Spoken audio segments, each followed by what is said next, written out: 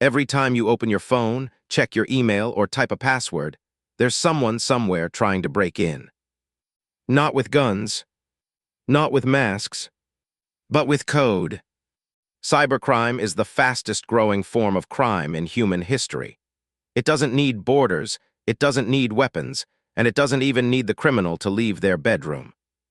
In this video, we are going to explain every major type of cybercrime, how it works, why it happens, and how it affects ordinary people like you and me. No jargon, no fear-mongering, just clear understanding. By the end of this video, you'll see the internet very differently. Let's begin. What is cybercrime? Cybercrime is any illegal activity that uses computers, networks, or the internet as the main tool, target, or environment for crime. Sometimes the computer is the weapon. Sometimes it's the victim. And sometimes it's both. Cybercrime can steal your money, your identity, your privacy, your data, and even your future. Now let's break it down piece by piece. Hacking. Hacking is the foundation of most cybercrime. At its core, hacking means gaining unauthorized access to a system, network, or device. Hackers exploit weaknesses, weak passwords, outdated software, human mistakes. There are different types of hackers.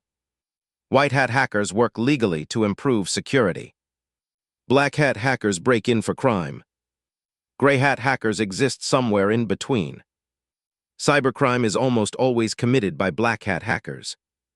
Once inside a system, they can steal data, plant malware, spy on users, or destroy systems entirely. Phishing. Phishing is one of the most common and effective cybercrimes. It works by tricking people, not machines. A phishing attack usually looks like a legitimate message. An email from your bank, a login alert, a message from a delivery company, or even a message from a friend.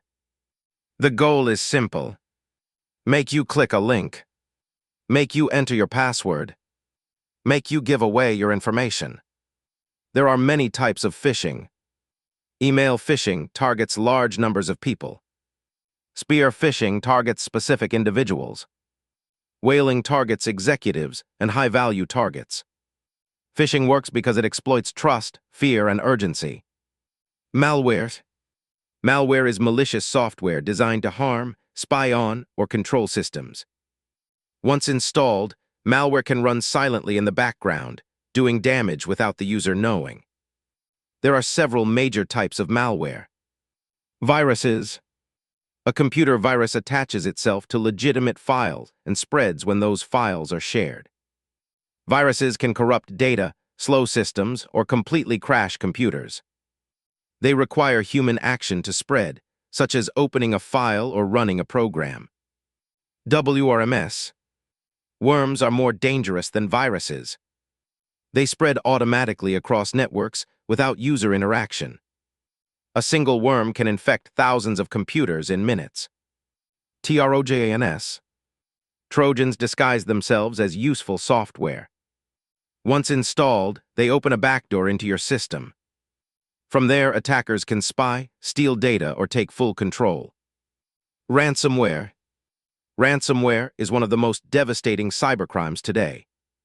It encrypts your files and locks you out of your system. Then comes the message.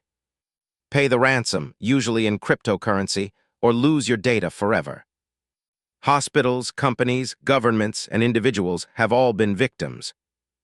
Ransomware doesn't just steal data, it shuts down entire organizations. Spyware. Spyware secretly monitors user activity. It can record keystrokes, capture screenshots, track browsing behavior, and steal passwords. Some spyware is used for surveillance. Some is used for advertising. Some is used for outright theft. Either way, it violates privacy. Identity theft. Identity theft happens when criminals steal personal information and pretend to be you. This includes your name, ID number, bank details, passwords, and social media accounts. With your identity, criminals can open bank accounts, take loans, commit crimes, or destroy your credit. For many victims, the damage lasts years. Financial fraud. Cybercrime has revolutionized fraud. Online banking fraud, credit card fraud, investment scams, and fake marketplaces are everywhere. Common techniques include fake shopping websites, fake investment platforms, romance scams, cryptocurrency scams. The goal is always the same: extract money without being traced. Social engineering. Social engineering is psychological hacking. Instead of breaking code, criminals manipulate people. They pretend to be tech support, coworkers, authority figures, or friends. They use fear, urgency, sympathy, or curiosity. Your account will be closed. Your payment failed. Your friend needs help. And people comply. The human mind is often the weakest security link. Denial of service attacks. A denial of service attack, or DOS, overwhelms a system with traffic until it crashes. When thousands or millions of devices are used, it's called a distributed denial of service attack. These attacks can shut down websites, services, and entire networks. They are often used for extortion, revenge, or political statements.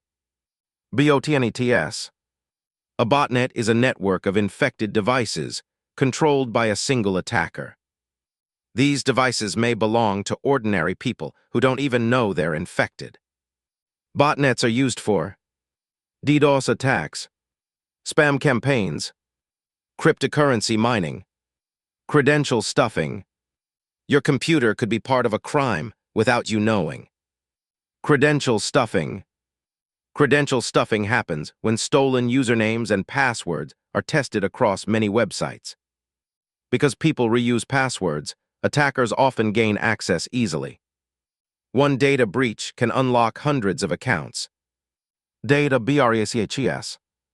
A data breach occurs when sensitive data is exposed or stolen. This includes emails, passwords, medical records, financial data, and private messages. Some breaches are caused by hacking, others by insider threats, others by simple mistakes. Once leaked, data can never truly be recovered. Insider threats. Not all cybercrime comes from outside. Insider threats come from employees, contractors, or trusted individuals.